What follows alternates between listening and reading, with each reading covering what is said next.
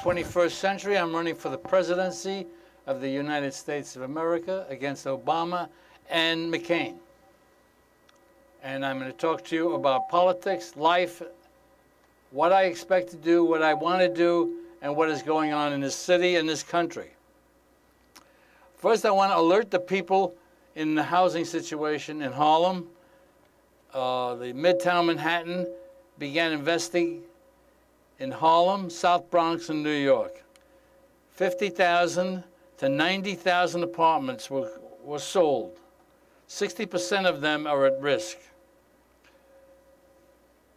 Rivington Houses, 1,232 apartments and seven buildings in Harlem. Stella Management owns the property, and they bought it for a payment of $225 million. Interest only. Loan was due October 1st, etc. Stella and his partner, Rock Point Group, bought the moderate income complex for $131 million. Please listen very carefully how it's done. In the year 2005, with a $105 million loan, the company refinanced one year later, taking a $225 million mortgage and a $25 million loan. That's $250 million. That's $250 million. Now remember, they bought this house 3 years before that for $131 million. And the prices, and they got a mortgage almost twice the amount. This is what they did with the money.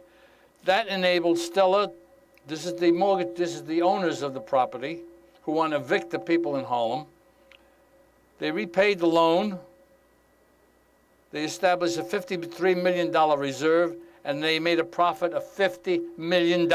Stella Management in Rivington Houses, and they're trying to get rid of the people in Harlem and Rivington Houses.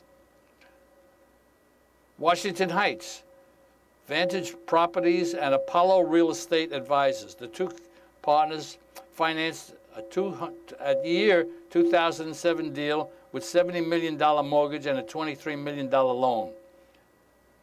See how they get the money? They don't put up any money. They just get loans. Only one of the combined 455 apartments was market rate.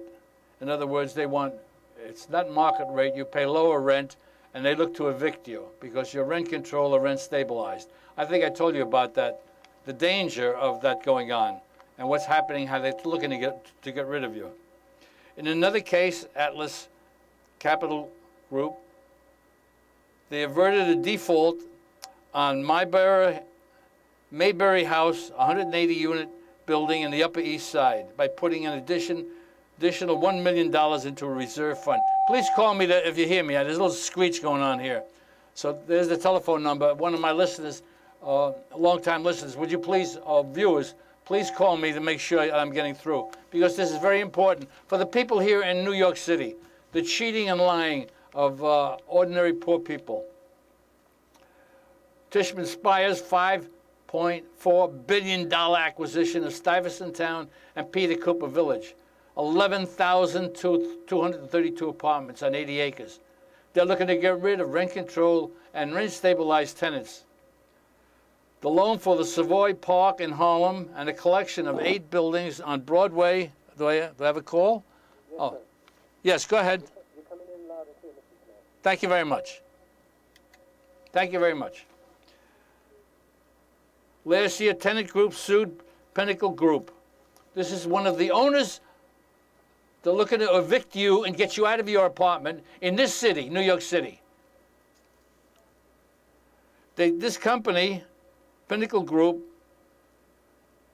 they acknowledged, that means they admitted, sending 5,000 dispossessed notices, typically at the start of eviction process. In other words, they scared the hell out of 5,000 people. Yes, and I'm angry. And you want to call up and call me and I'm angry? Yes, I'm angry. Because you're being cheated and lied to. 5,000 dispossessing notices. You know how frightened people get when they get those notices? These were apartments under the original Mitchell-Lama project for ordinary middle-class people, because people were leaving New York City and they built these houses for you and me to stay here on a moderate rental.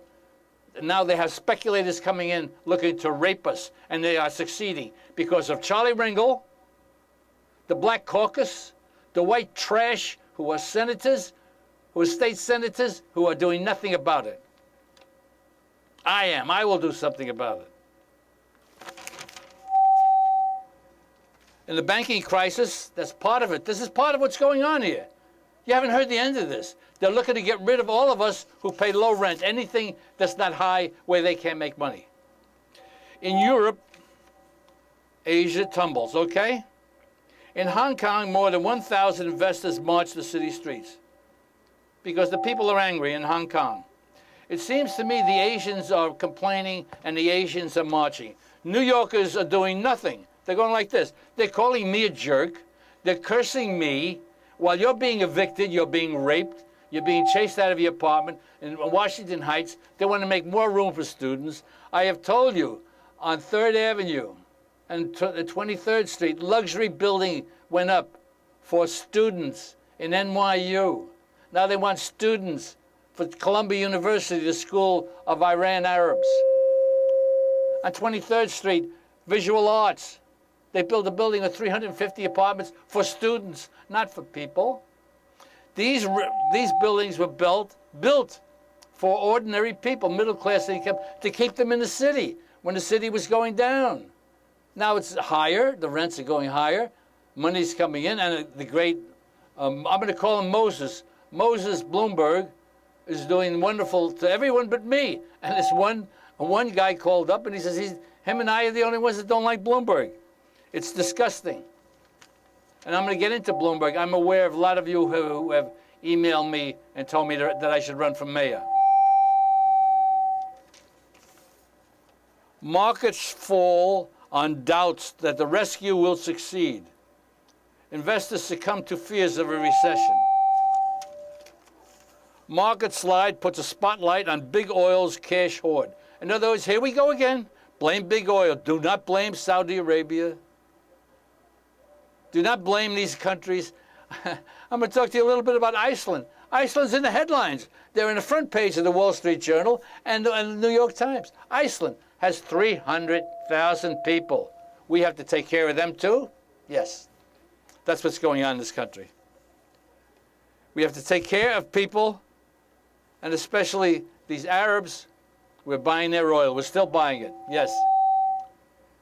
And I'm going to get into why the price of oil has gone down, even though I said it was going to go to $150 a barrel. The United States, that's you and me. Please remember, when I say United States, when I say the United States government, I mean you and me. That's what we are. I know you don't like to hear that. You don't want the responsibility. Hiding. Oh, poor darlings. You're being raped. Raped in your apartments. Just wait and you'll see. You do nothing, vote for Obama, vote for McCain, the two disgusting senators. I told you about them.